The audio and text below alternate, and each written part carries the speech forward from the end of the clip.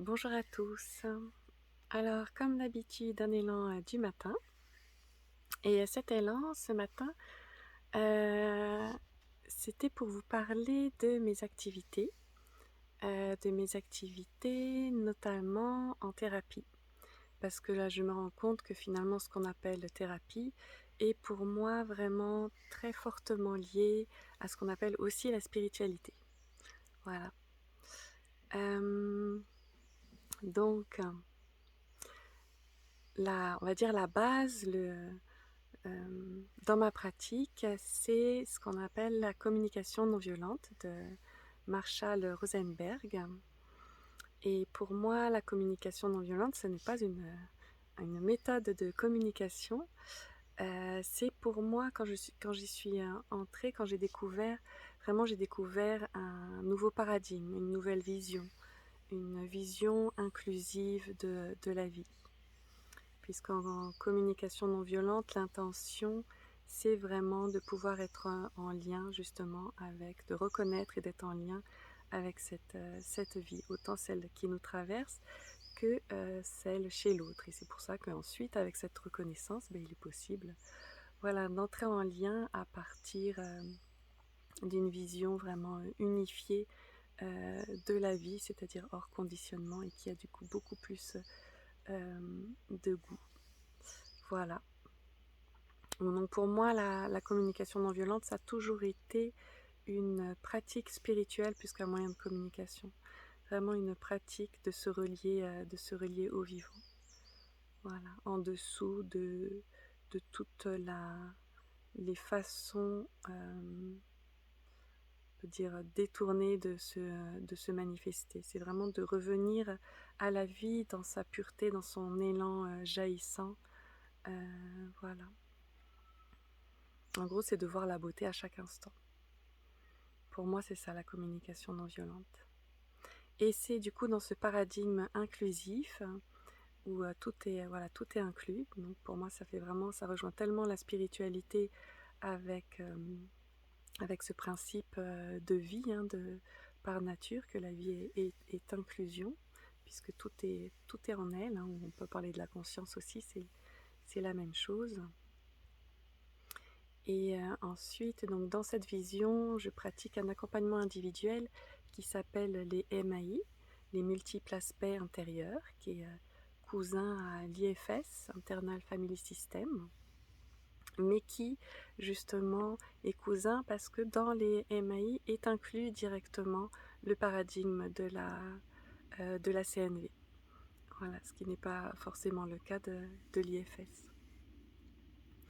Et donc les multiples aspects intérieurs, ça dit clairement ce que c'est que ça considère que ce que l'on est, l'organisme que l'on est, enfin que l'on est, le corps, dans le corps à travers lequel notre individualité vit, et bien ce corps est un organisme vivant dans lequel s'exprime une multiplicité justement d'élan de vie.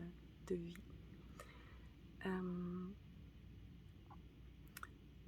Voilà. Et donc l'intention de la thérapie EMAI, c'est de pouvoir relationner avec ce vivant, parce que des fois effectivement ce vivant a été comme conditionné et il y a certaines choses, certaines intensités qu'on a vécues, qu'on peut appeler blessures ou traumatismes, qui sont comme, comment dire, qui n'ont pas été vécues pleinement et du coup qui se sont comme séparés de cet organisme corps, vraiment, comme voilà. Et il y a comme une intensité qui est restée un petit peu en orbite, voilà, autour de nous. Et elle est restée en orbite avec une croyance, parce que l'intensité, elle est reliée vraiment à une croyance sur une situation. Par exemple, bon, j'ai pas d'exemple qui me viennent là, mais par exemple, je me retrouve seule, je suis petite, j'ai 3 ans, je me retrouve seule chez moi, je ne sais pas, ma maman n'est pas là, j'en conclus que ma maman ne m'aime pas. Donc il y a comme une intensité émotionnelle qui n'a pas pu se vivre parce que le corps En fait, sans l'amour, sans le lien avec la mer, c'est sentir en danger, vraiment parce que le corps a besoin comment dire, est un organisme de survie. Et donc il y a par exemple cette peur qui est restée du coup, qui est restée comme séparée de ce propre corps, enfin séparée en apparence, c'est-à-dire coupée, mais elle est toujours là. Donc c'est comme un vivant qui a été stoppé euh, voilà, dans sa vie. Un peu, c'est comme une vague de l'océan qui se serait stoppée sur la crête de la vague au lieu de redescendre tranquillement et de mourir comme toutes les autres sur la plage. Voilà. Mm. Et donc les MAI, et donc le fait qu'il y ait ça, ça passe du coup dans l'inconscient de notre organisme et ça colore notre quotidien sans qu'on s'en aperçoive. Donc ça fait qu'ensuite on agit de façon automatique avec des réactions qui ont du coup parfois une intensité complètement démesurée par rapport à la situation actuelle puisque c'est en lien avec une situation passée.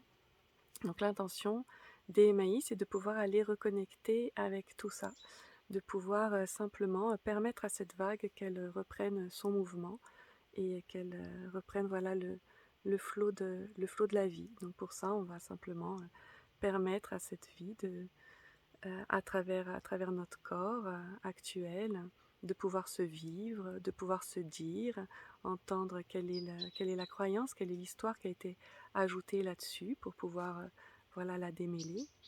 Et quand on fait tout ça, bien sûr, ce n'est pas à partir de l'identité je suis une personne blessée. Parce que la seule chose qui puisse vraiment accueillir, la vague, c'est l'océan, c'est ce que l'on est dans notre nature. Donc le principe de la thérapie en fait Emmaïs, c'est aussi une pratique spirituelle dans le sens où il est nécessaire d'avoir un retour à soi, à la présence que l'on est pour accueillir. Parce qu'il n'y a que cette présence qui est en possibilité d'accueil. Tout ce qui est autre, tout ce qui est traversant, tout ce qui est vivant, tout ce qui nous compose peut être touché, peut avoir voilà, de l'empathie, etc., mais n'a pas cette capacité d'accueil puisque c'est quelque chose qui traverse ce contenant.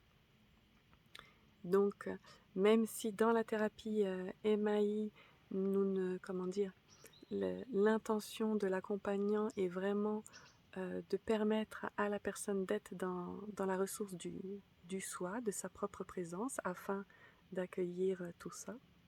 Donc c'est aussi, les personnes viennent dans l'intention de guérir une problématique, mais en fait, finalement, ce qu'il fait, c'est aussi une pratique spirituelle, parce qu'au fur et à mesure des accompagnements, sans même s'en rendre compte, naturellement, les personnes apprennent à différencier, à discerner ce qui les traverse et ce qu'ils sont en réalité.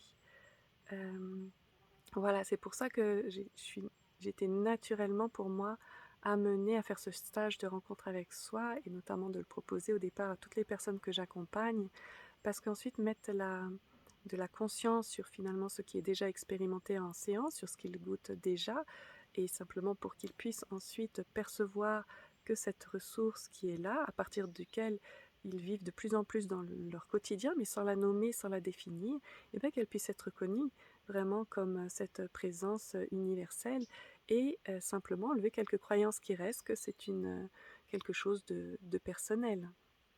Voilà, qu'il leur propre. Il suffit juste d'amener voilà, la conscience à cet endroit pour que ça devienne une évidence.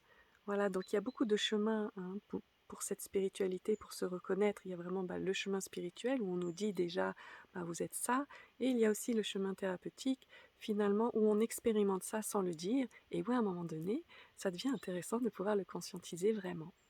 Voilà, pour moi, du coup, ces deux axes, aussi bien donc thérapeutiques que spirituels, se complètent à merveille et ont la même finalité. En tout cas, par rapport à comment je vois et je pratique la thérapie. Hein. Bien sûr qu'il y a toutes sortes de thérapies où on peut tourner dans l'histoire inlassablement, sans jamais goûter à sa véritable nature ni la reconnaître.